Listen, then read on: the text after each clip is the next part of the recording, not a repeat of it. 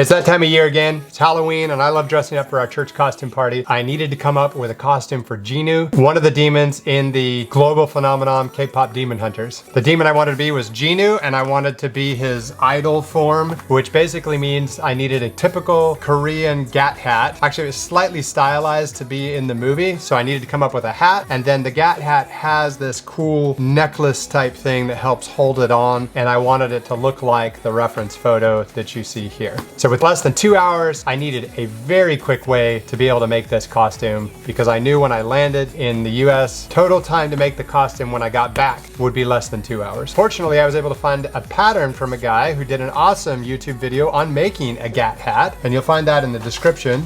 I was able to print out his pattern.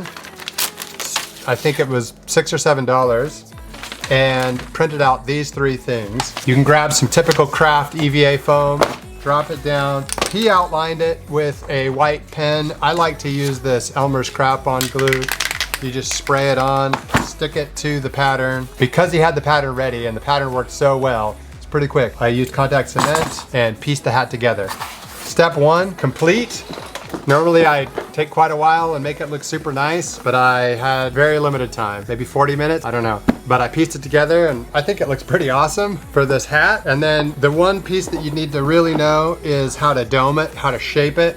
For that, I just grabbed a heat gun, heated up the top, heated up the bottom, grabbed the bike helmet, and then just kind of pushed that in, repeated the process all the way around.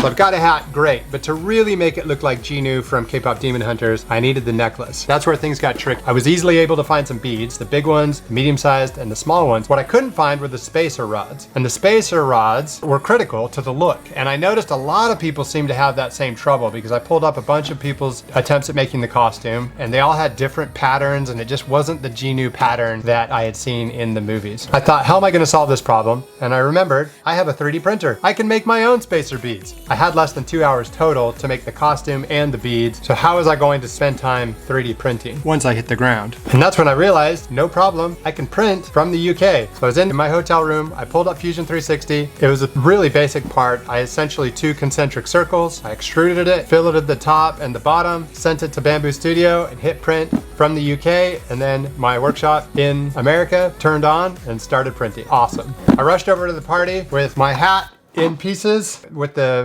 contact cement still kind of drying. It has to get a little bit tacky before you can put the pieces together.